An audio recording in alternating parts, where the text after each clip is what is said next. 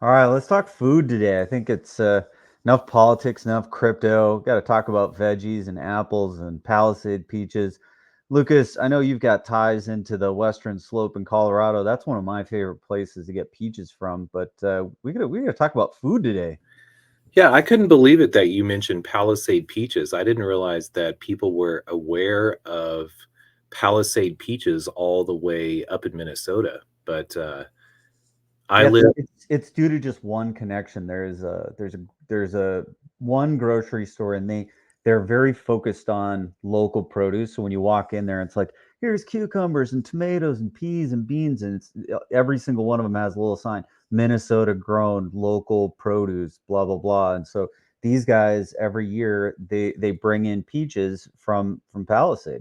So they bring in a lot of these peaches, and it's like a big thing. People go to that specific grocery store because they have a connection with a grower down there where they get the peaches from. So yeah, I've been doing that for years. Our family's pretty seasonal. Like we eat whatever fruit is directly in season, and I've always thought this was the right way to do it. You got to eat local, eat what's in season.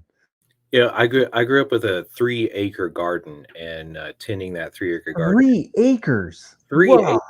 Yeah, more, it was which I loved. It was, I love gardening. I haven't been I've had I lived in Austin and had friends who gardened, and in Durango and had friends who gardened, and people would say, "Why don't you have a garden?" And I never had the heart to tell them because I didn't have 3 acres. And if I wanted to do it, I wanted to do it right. But we when we You're not a man of moderation. I know you to Yeah, be a man absolutely. of extremes. If you're gonna live in a tent, you're gonna live in a tent for And a year. and if I'm gonna have a garden, I wanna have enough produce to be, canning it and preparing. Anyway, the one thing that there were several things that we would go into town and buy, but in somewhere late July or in July, maybe I can't remember when, but there would be a truck that would show up in Guyman, Oklahoma, and we would go get in line with 50 or 70 or 100 cars, and that truck had Palisade peaches in it. And when I moved to Durango, I moved from Austin. My roommate had come from South Carolina, and I remember once he was talking all Georgia peaches this, Georgia peaches that, so much better than Texas peaches. And I said, you just wait till you have your first Palisade peach. And when he had his first Palisade peach, he admitted with fervor that they were the best peaches that exist in the United States. So sorry to tell you if you're from Georgia, you're kind of missing out. But yeah, and it's interesting that Palisade, here in the United States, we don't have a lot of examples of. I mean, think about Europe and our associations with local foods from Europe. All different kinds of wine, Asti, Champagne, Bordeaux, and different meats too. A lot of meats were cultivated in specific areas, and we can have this in America, but we have to cultivate our local foods and find out what is ideal for growing in different areas and what they're good at.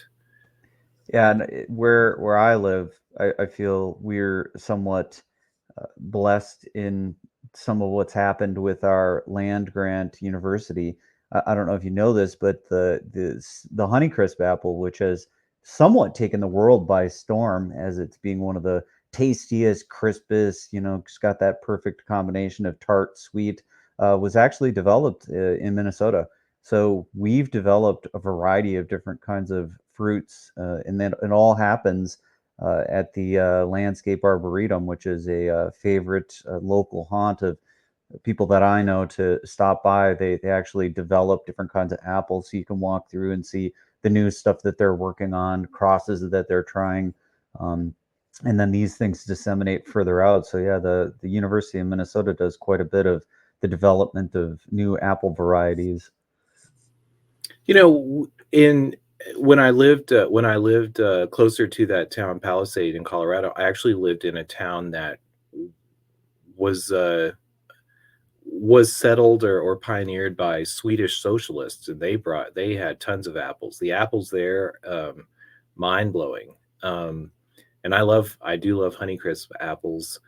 But they have all sorts of heritage,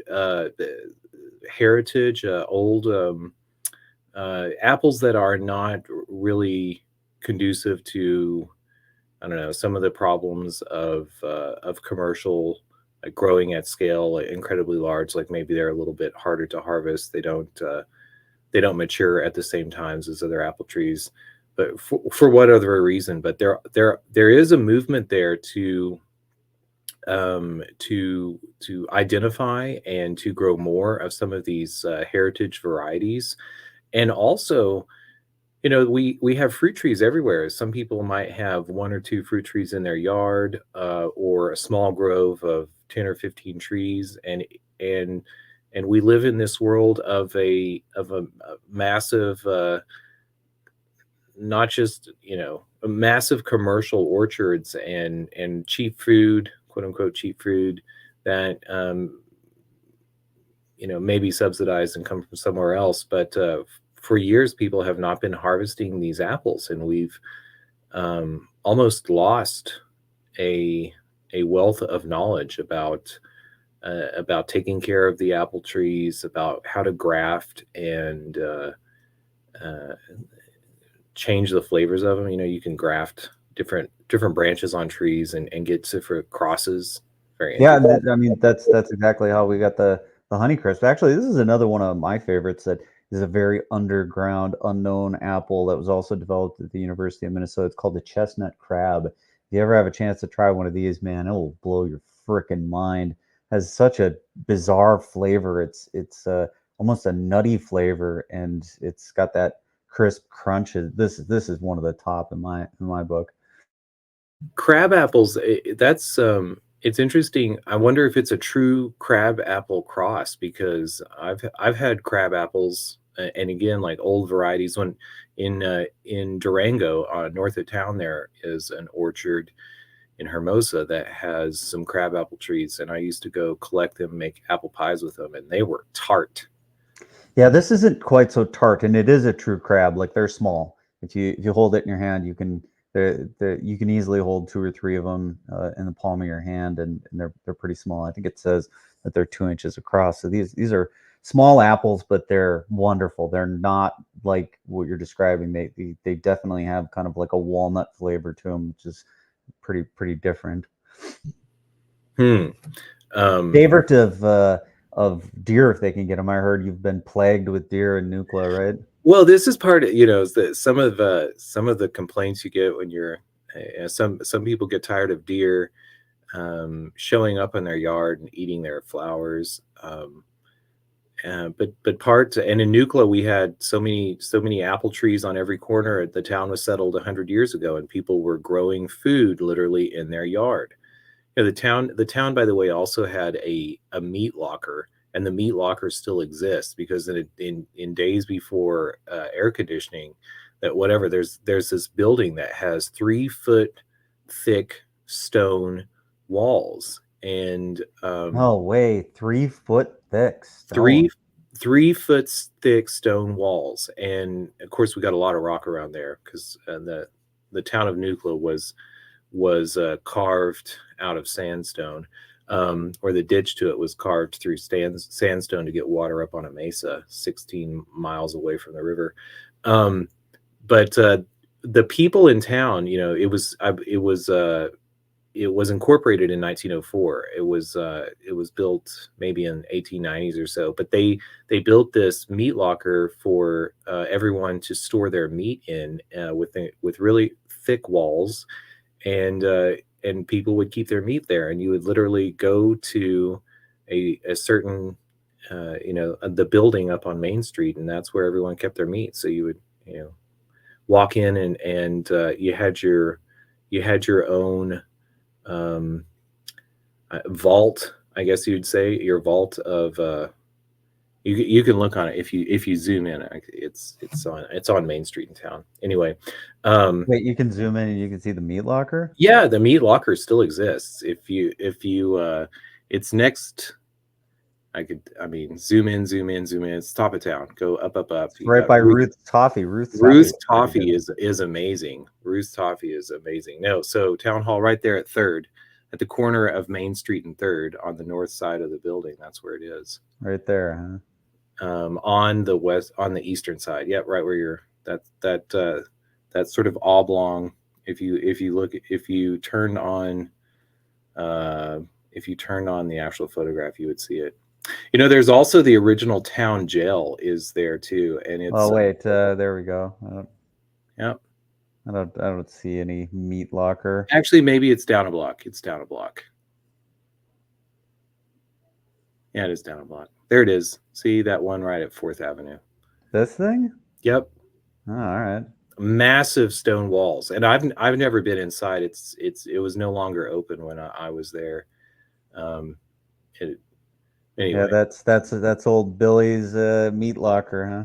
what does it say? H&H Sign Company now. Oh well. Um, hopefully they have a vault of bacon in there just waiting. You could see how it's kind of dug into the side of uh, of the hill.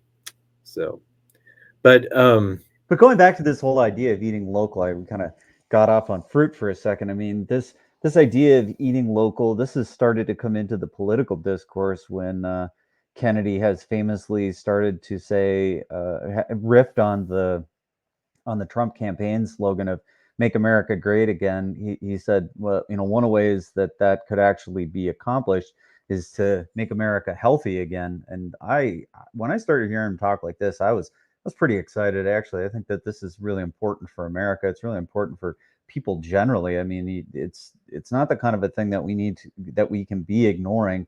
We really have to think about how we're eating, what we're eating, and where our food is coming from. We've allowed big corporate farms and whatever to infect this country. And to the extent that we can get back to eating what's grown locally, what's made locally, I thought that this was a fantastic message, and I really applauded him for bringing this into the political discourse. amen. And I mean, it's one thing to have cheap food and to have the industrial scale of the production of cheap food, but we can have both. You know, you and maybe we don't even need both, but people can. One of the when I think about crypto sometimes, and I think about an ideal world in the future, I think possibly there may be some solutions here for figuring out how to get back to a reward system where people who live in a town, maybe you like to grow cabbage, maybe you like chickens, and you want to have a lot of chickens, maybe you like guineas, you have some space next to town, you want peacocks and guineas. It'd be nice to be able to go to the store and have a selection of guinea and duck eggs, maybe some pheasant eggs. Um, but we go to the store anymore, and a there is an illusion of choice because you have honey ham, um, black forest ham, all of these sort of flavored but ubiquitous things. It would be nice to go to the store and have something a little more local, and even I also lived in Costa Rica, and I had a neighbor who had goats. I would go over and milk the goats to give them a break. I loved having fresh goat's milk. Um, but Well, this is the thing that I've been doing for quite some time. It's in my neck of the woods. We've got this thing called community supported agriculture. So you've got these small farms that will say, "Hey, sign up for the season. We'll deliver you a box, whatever size you want, and whatever we're harvesting." Some of them even allow you to customize and say, "I don't really like tomatillos. I'd rather have more potatoes or something." And so you can select it down. But in the early days of this, it was just like, oh, well, we're going to put whatever in the box. And so sometimes you were, forced to work with some vegetables or fruits that you weren't familiar with. But it was all very fresh. I mean, it's whatever they just picked out of the fields that week, and then they put it in a box and you go pick it up. And this to me was almost better than the farmer's market because it forced me to try some new stuff. I really appreciated sort of the need to have to react to what was in there and deal with a celeriac or some other type of weirdo thing that I wasn't used to.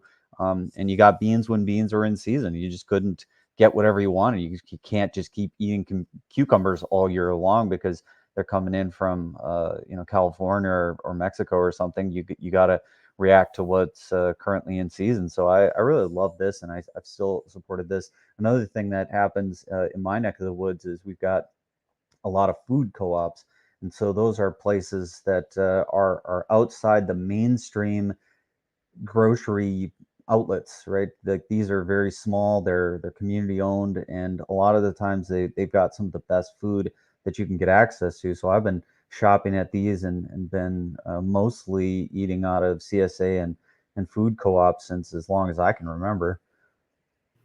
You mentioned food co-ops. Did you happen to see the news from California about Supreme Court just denied the consideration of a case that was brought to them with regards to a raisin farmer in California? Let me see if I can find it.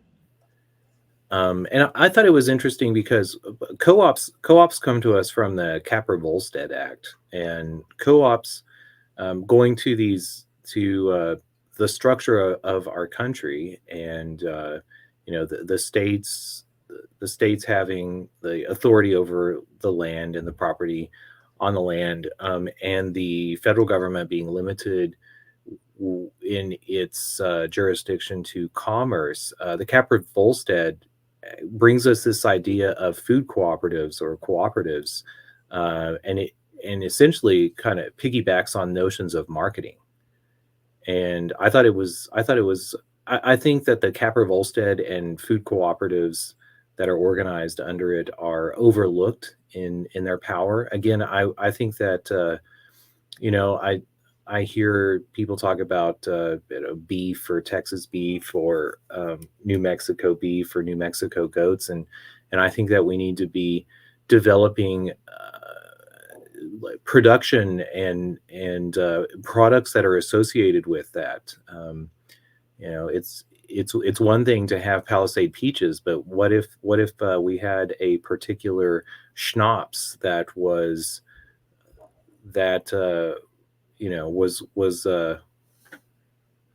what do we say when we make schnapps? I don't know, distilled out of particular varieties of fruit that were grown in certain areas. So but I thought it was Is this a raisin farmer thing you were thinking of? Looks like a pretty Yep. recent. Yep. And I just also bring it up because part of what that Capper-Volstead. No, wait. Is this like maybe I got the date wrong? 2014. This No, is that's not the right one.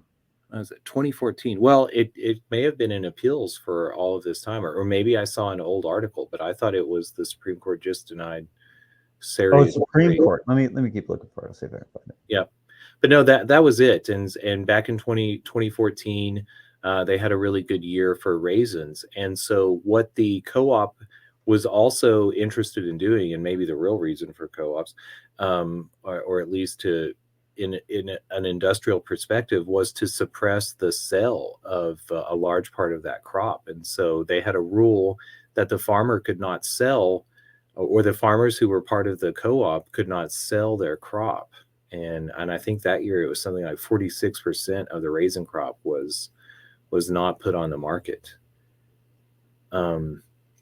So, and I think this is just important to understand, because we have a capacity to be growing a large amount of food, but often what our political system, our industrial political system, is doing is suppressing the amount of food that we're growing, and is very concerned about price supports. And so we have artificial, when we go to the grocery store, it is one of the first lines in the volley of government intervention in setting prices and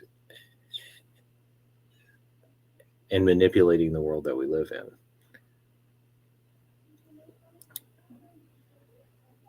That was one of the things that surprised me when I started hearing about Kennedy talk more about Make America Healthy Again, is when he was talking about how a lot of these major food companies have been bought up by major tobacco companies, and how they're starting to apply some of those same theories into the food market. Yes, and Kennedy has an incredibly deep understanding of the perversity of some of the, I guess, incentives, not necessarily the people or the organizations, in the structure our of uh, our food system today. And yes, I think what was it, R.J. Reynolds bought Nabisco or something like that, and but yes, tobacco could see the writing on the wall with regards um, to, and it's also not such a great leap. Tobacco is raised in fields. These are Well, it also kind of reminds me. I don't know if either of you guys remember way back when, but they always have that great. I don't know if you've seen some of the memes that go along the internet, or how the Simpsons always predict everything. And I remember they had that show a long time ago about the tobacco, where they're combining the tobacco with tomatoes, and it just reminds me just how forward thinking that was. well, the tomato and tobacco are both new world crops too. Well, Uh, and tomatoes have a small amount of nicotine in them too. I learned that recently. I was kind of surprised to learn well, that. they also have sulfur. Tomatoes are nightshades, and tomatoes, wild morning glories. It was the nightshade plants of the New World that were being used to vulcanize rubber. Going back to the ball game and the rubber balls and the shoes that were made by the Native Americans. They were using the tomato was part or was a cousin of that. It actually drinks sulfur out of the ground.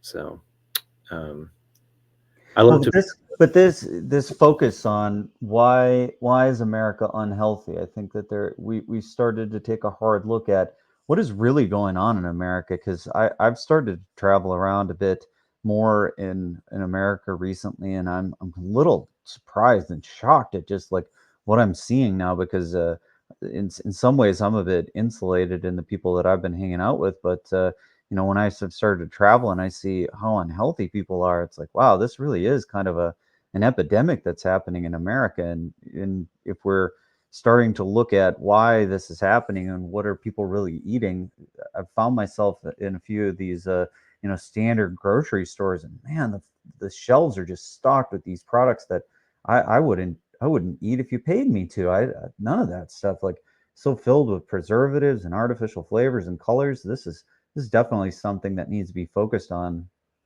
to help get this country on the right track. The price of a bushel of wheat. I'm not sure what it's fluctuated, but it hovers somewhere around $4. And I would imagine if you spin back the calendar to the 40s, maybe the 30s, it was probably somewhere around the same price.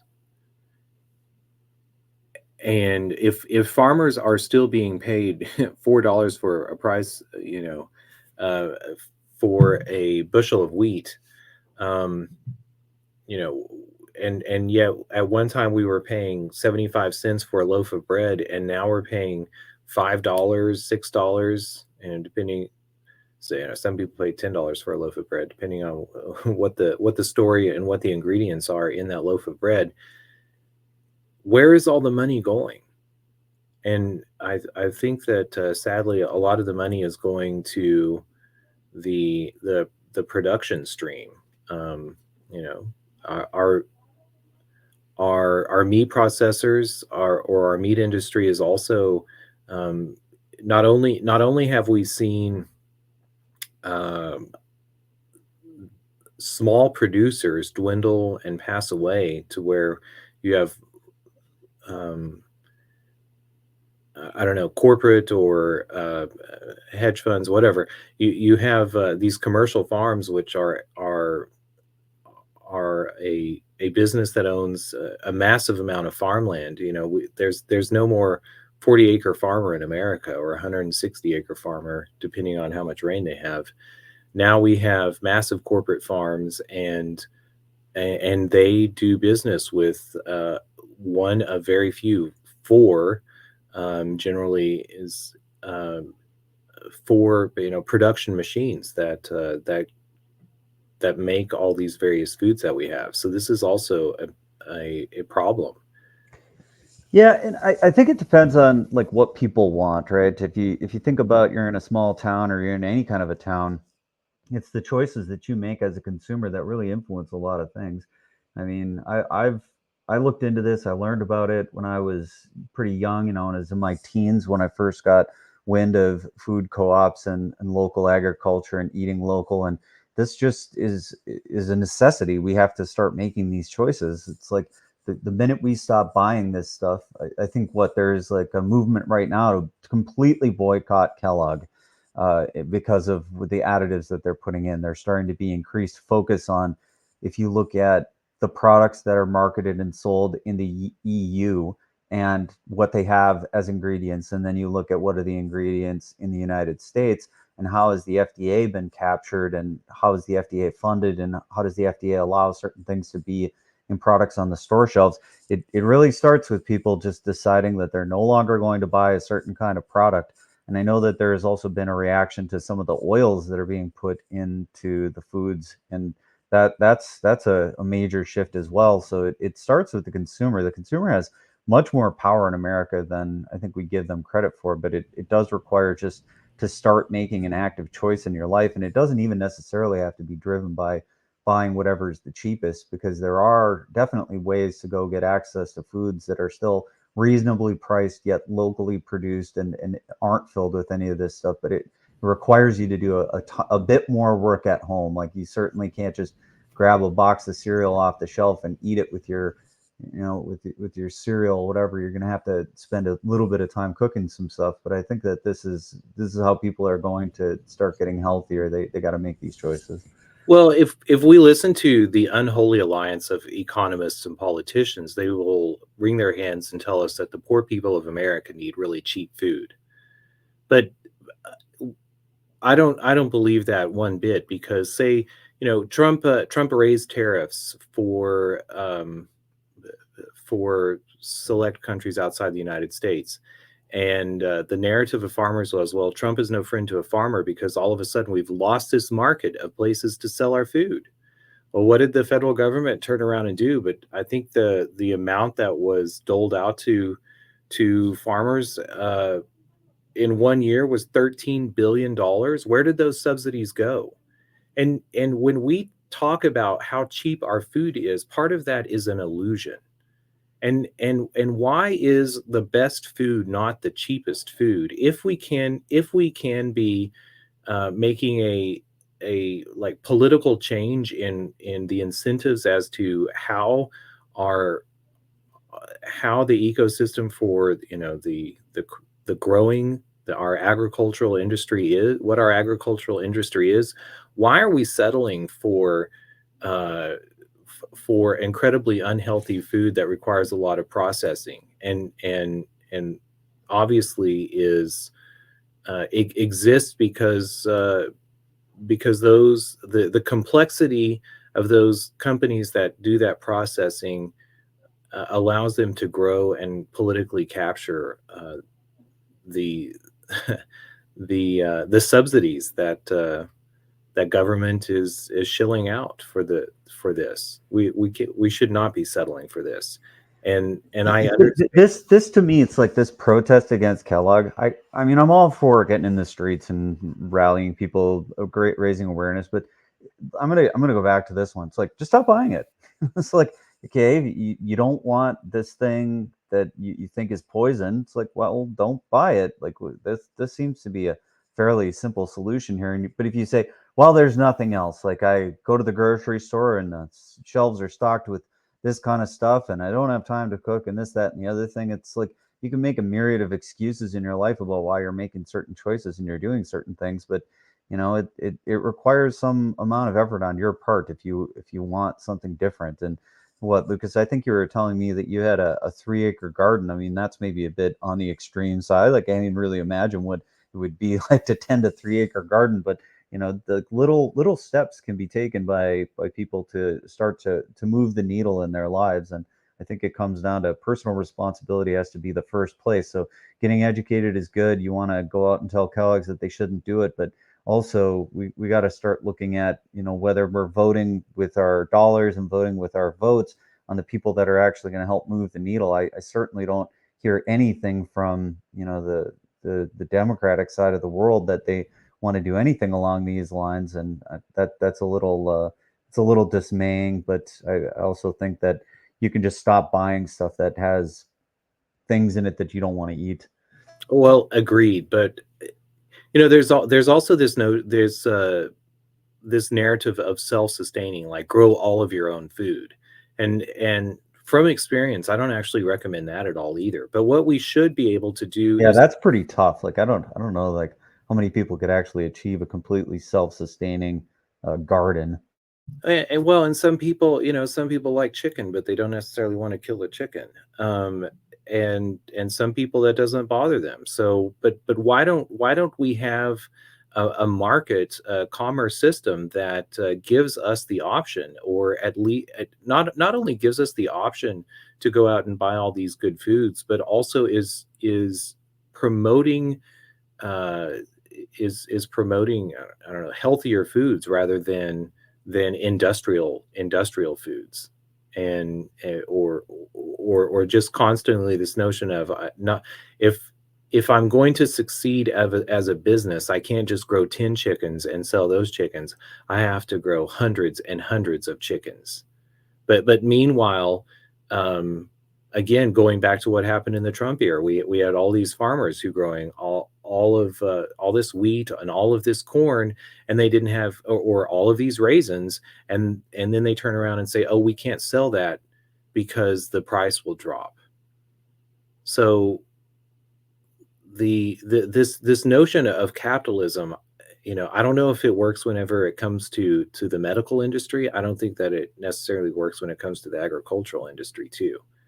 Like if growth is the king of efficiency, or growth and efficiency are the king of capitalism, then we need to adjust our expectations, or have some way to express our preferences, um, that aren't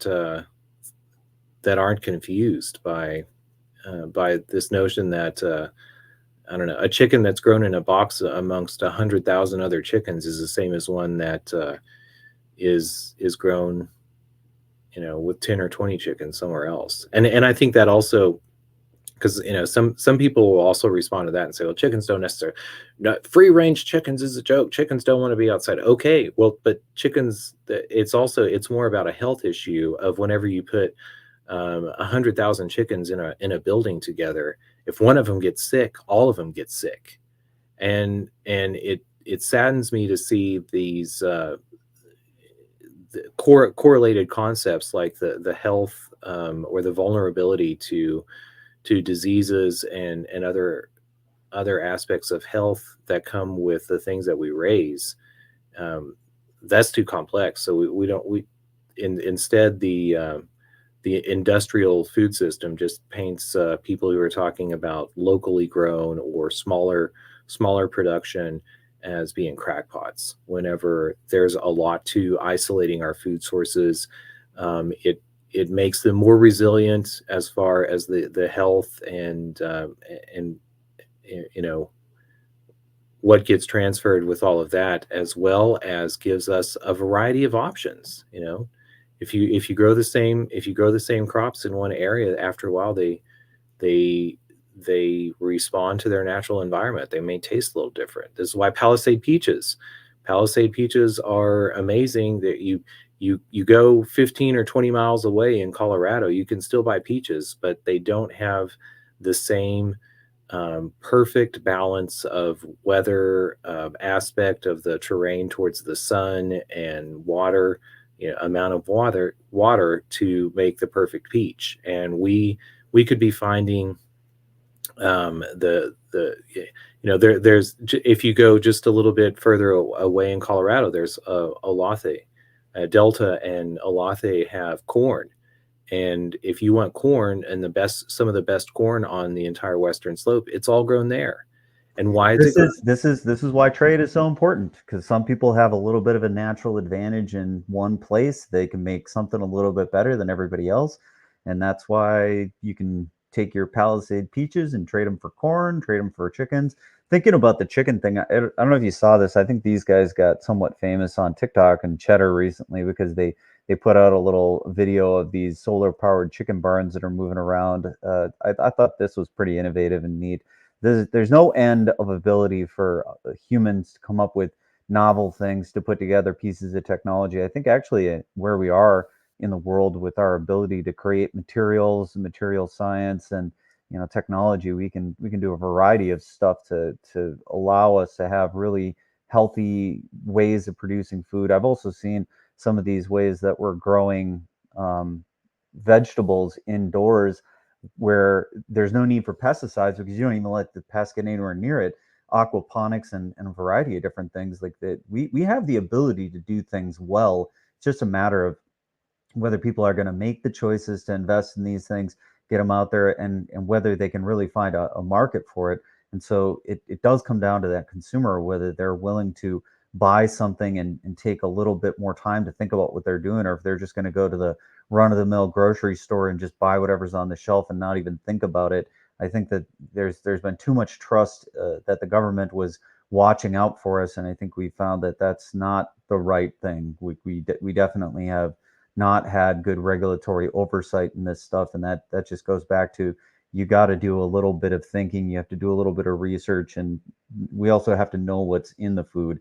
Labeling is pretty important, but if you're buying from somebody that's producing it and you trust that person, likely there's not a lot of stuff they're going to add because that just add cost for them. Yeah, you I was mentioned. looking. Oh, sorry. Go. I was just going to say real quick, Lucas. I was watching something on what Grant was speaking about, and I think it was called like vertical farming. And there were people that were using storage containers and growing complete, farm size pr- productions out of just a storage container. Yeah, vertical. I mean,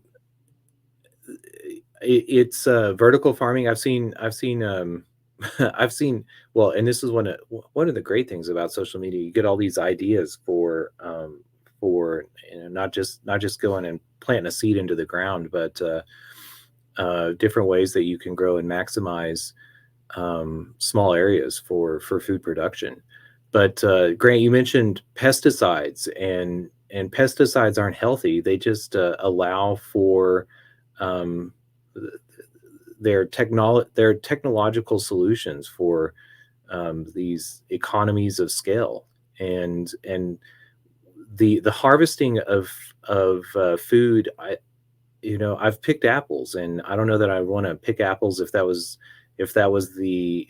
my livelihood depended on it.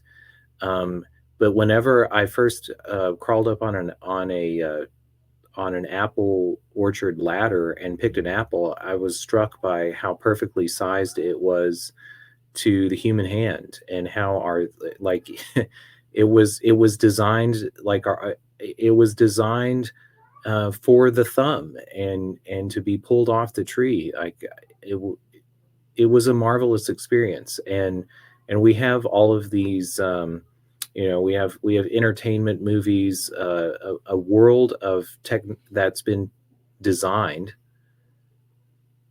and yet our natural environment and so many things that occur in the world can give us experiences that take us out of everything that we could have imagined. And and I think that these also narratives of like your value or your place in a society as being determined by only being determined by what your contribution is, what your work is has been flipped, and we need to flip it back to where we can enjoy uh, things like participating in a harvest. So anyway, I don't want to go off on pesticide too much, but I do love. This was another thing that I saw that I thought was kind of neat, where they're using artificial intelligence and lasers to zap weeds. So you've got these trucks that can go out there and just like run across the field, robotically drive through and kill the things that are unwanted before they even have much of a chance. I thought this was kind of awesome to see. This is living in the future shit right here. I see that and I say, doesn't anyone remember the ultimate satisfaction of pulling a weed, like getting it out by roots and all? I don't know, Oh, man. If you could go out and have the robot laser zap it, that's pretty awesome. The one thing I got to think about though is something like this. The the thing about farming that I know about farmers is that these types of machines, if they're going to break down, you have to be able to fix these things like on site. And so I wonder how maintainable it is. It seems like a good idea, but I know that there's been a tremendous amount of problems with some of the newer tech that's been introduced where the farmers have said, we're not going to buy these tractors from John Deere and whatever because they're impossible to maintain, they're expensive to maintain, and I'd rather have that one from the 1940s that I could just pull that part out of and I can fix it easily. So I love the idea of the laser weeder and stuff like this, but if it's hard or it can't be easily maintained in the field, then it doesn't do you any good at all. well, I prefer lasers to glyphosate, but there's the complexity, there's the cost. I don't know.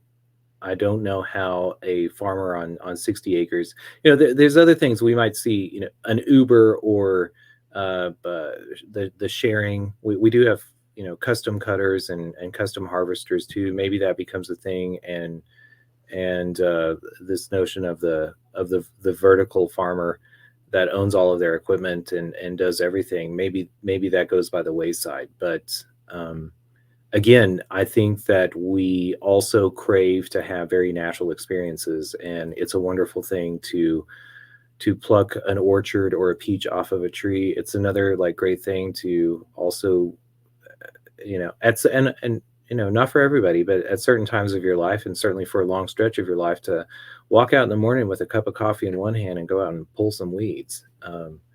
It gives me a great deal of satisfaction. Pulling a ragweed in my yard after a rain is,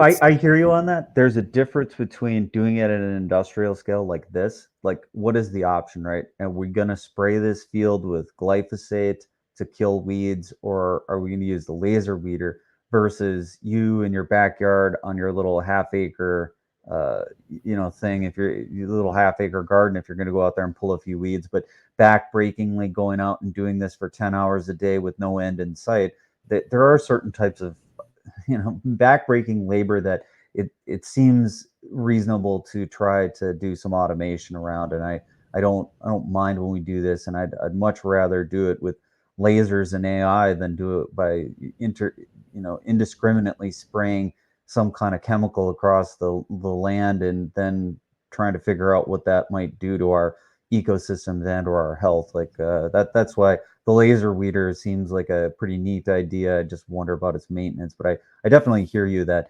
going outside and being connected to the land, there's something about it. But when it becomes the 10 hours a day, all summer, this is what you have to do every day, and you're just feeling the ache of it. I feel for the people that's their life. well, there's also this, I the other trap that technological industrial solutions lay for us is how much of this do we actually need? If we're putting every acre of land and growing crops at such density, but then we have nothing to do with the crop, no one to sell them to, and they go to rot, or we grow corn to make ethanol, to make biodiesel, to grow more corn. What's the point? Um, Definitely. There's a right level of production that we need, and I have to hear you about that. It's if we're just growing it to chuck it in the trash or to make biofuels, it seems like definitely the wrong direction. But we're at the end of the time. Any last comments, things that you wanted to bring up, or are we good to close it out? I'm good to close it out. It's have a good weekend. I'll see you on Monday. Yeah, we'll see you next week.